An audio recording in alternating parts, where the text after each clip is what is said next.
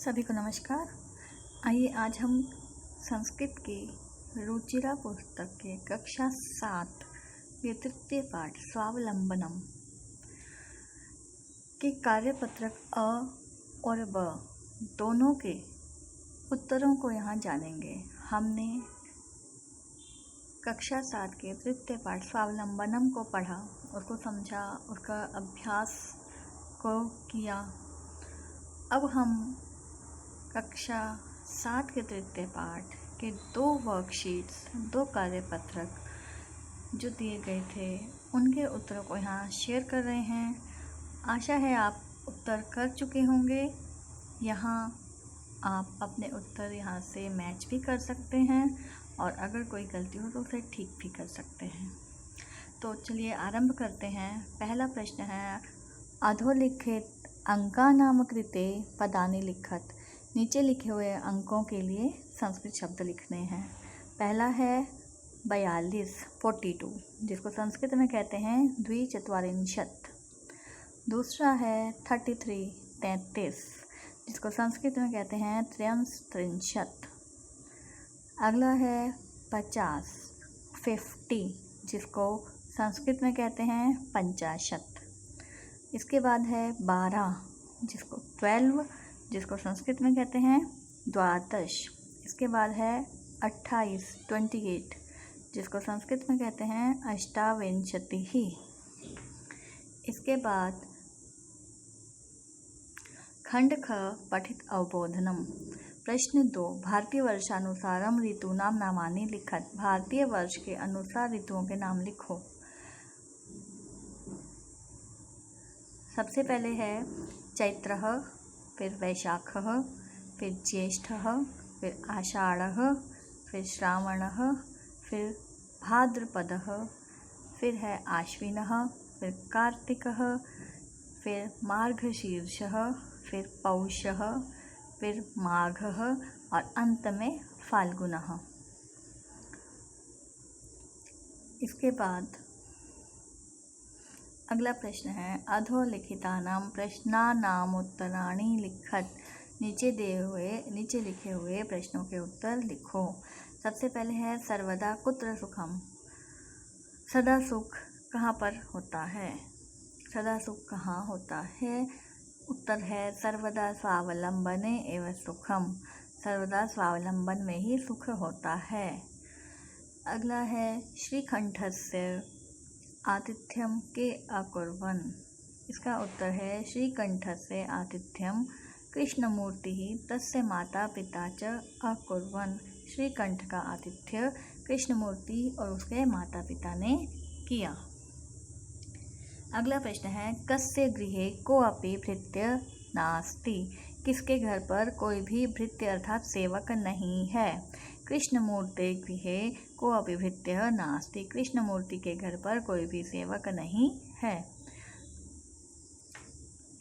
इसके बाद अगला प्रश्न है श्रीकंठः कृष्णमूर्तेः गृहं कदा अगच्छत्। श्रीकंठ कृष्णमूर्ति के घर कब गया?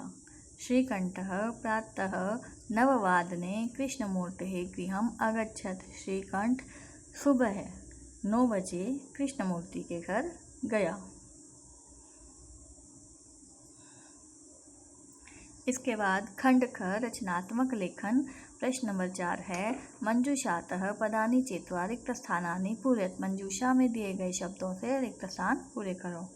सबसे पहले है फरवरी मासे सामान्यतः डैश दिनानि भवन्ति। इसका उत्तर है अष्टाविंशतिः। फरवरी मास में सामान्य रूप से 28 दिन होते हैं। अगला है मम शरीरे डैश हस्तौ स्तः। इसका उत्तर है 2। मम शरीरे 2 हस्तौ स्तः। मेरे शरीर में 2 हाथ हैं। अगला है एकस्मिन् मासे डैश अथवा 31 दिवसाः भवन्ति। एक मास में इसका उत्तर होगा 63।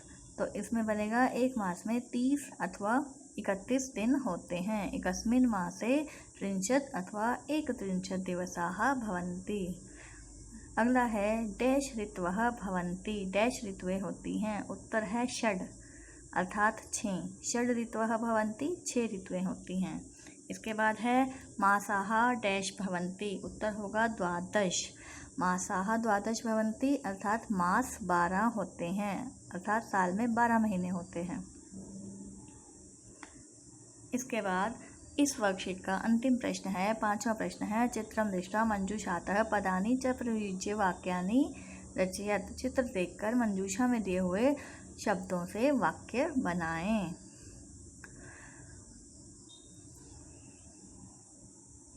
इसमें पहला वाक्य हमने बनाया है, श्रीकंठः कृष्णमूर्तिः च मित्रस्तः, अर्थात श्रीकंठ और कृष्णमूर्ति दोनों मित्र हैं। दूसरा वाक्य बनाया है, श्रीकंठः कृष्णमूर्तेः गृहम् अगच्छत्, श्रीकंठ कृष्णमूर्ति के घर गया। और अंतिम वाक्य बनाया है, सः मित्रस्य सत्कारेण संतुष्टः अस्ति, वह मित्र के सत्कार से संतुष्ट है। इस प्रकार से हमारी ये पहली वर्कशीट यहाँ पर समाप्त होती है। अब हम चलते हैं दूसरी वर्कशीट की ओर, कार्यपत्रक ब।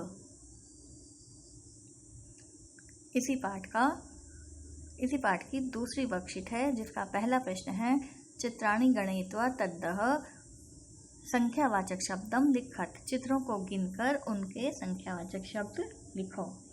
सबसे पहले इसमें मटके बने हैं, घड़े, जिसको हम बोलते हैं यहाँ पर कुंभ भी बोलते हैं। ये हमारे पास संख्या में 18 हैं, जिसको संस्कृत में बोलते हैं अष्टादश।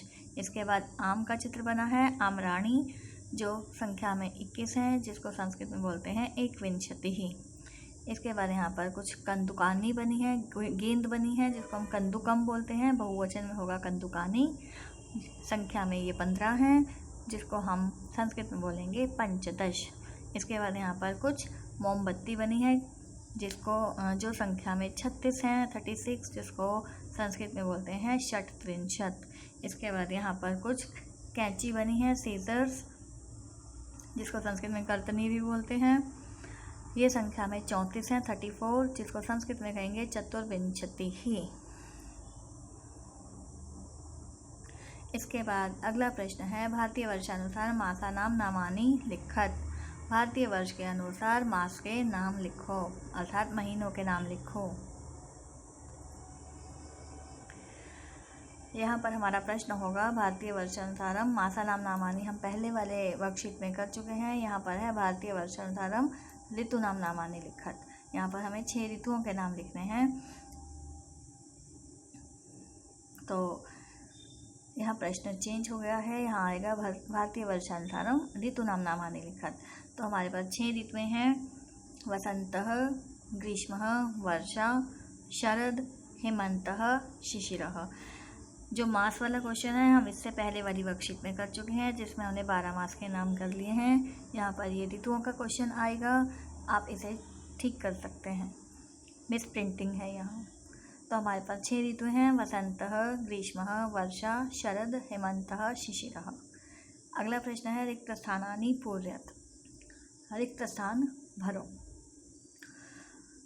यहाँ पर कुछ वाक्य दिए हैं, जिसमें हमें मंजूषा दी गई है, मंजूषा में से हमें शब्द लेकर वाक्य पूरे करने हैं। पहला है, कृष्णमूर्ति श्रीकंठश्च डैश आसताम, कृष्णमूर्ति और श्रीकंठ डैश थे। तो यहाँ आएगा मित्रे, कृष्णमूर्ति और श्रीकंठ मित्र थे। श्रीकंठस्य पिता डैश आसीत, यहाँ आएगा समृद्धः, श्रीकंठ के पिता समृद्ध थे। उसके बाद है, तस्य भवने डैश सुख साधनानि आसन, उसके भवन में सर्वविधानि, सभी प्रकार के सुख साधन थे। इसके बाद है, तस्मिन् डैश भवने चत्वारिंशत् स्तंभाः आसन, उसके विशाल, यहाँ उत्तर है विशाले, तो बनेगा तस्मिन् विशाले भवने चत्वारिंशत् स्तंभाः आसन, उसके विशाल भवन में 40 स्तंभ थे, 40 खंबे थे। इसके बाद रचनात्मक लेखन, प्रश्न नंबर 4 है, चित्रं दृष्ट्वा मंजूषातः पदानि च प्रयुज्य वाक्यानि रचयत, मंजूषा में से देखकर, चित्र को देखकर मंजूषा में दिए गए शब्दों से वाक्य बनाएं। यहाँ हमने वाक्य बनाए हैं। पहला वाक्य बनाया है,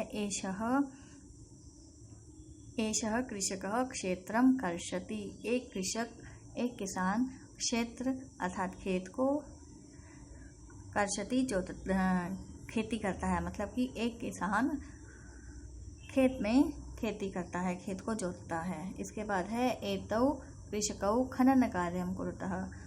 ये दो किसान खनन कार्य कर रहे हैं, अर्थात खोदने का कार्य कर रहे हैं। इसके बाद 3 किसान बने हैं, तो एते कृषकाः धान्यं रोपयन्ति। 3 किसान धान रोप रहे हैं, धान बीज रहे हैं। इसके बाद अंतिम प्रश्न है वर्कशीट बी का कार्यपत्रक पर अधोलिखितान समयवाचकान अंकान पदेषु लिखत। नीचे दिए हुए समयवाचक शब्दों के लिए अंकों के लिए शब्द लिखो। यहाँ 2:30 है, जिसे बोला जाता है संस्कृत में सार्धद्विवादनम। दूसरा है 9 बजे हैं, तो बोला जाएगा नववादनम। तीसरा है 5:30, 5:30, तो बोला जाएगा सार्धपंचवादनम। इसके बाद 3 बजे हैं, तो बोला जाएगा त्रिवादनम। अंत में है 12:30, जिसे बोलते हैं 12:30, तो यहाँ संस्कृत में बोला जाएगा सार्धद्वादशवादनम। आशा है आप सभी को समझ में आया होगा। आप इसके अनुसार अपने उत्तर को जांच भी सकते हैं और कोई गलती हो तो उसे ठीक भी कर सकते हैं। धन्यवाद।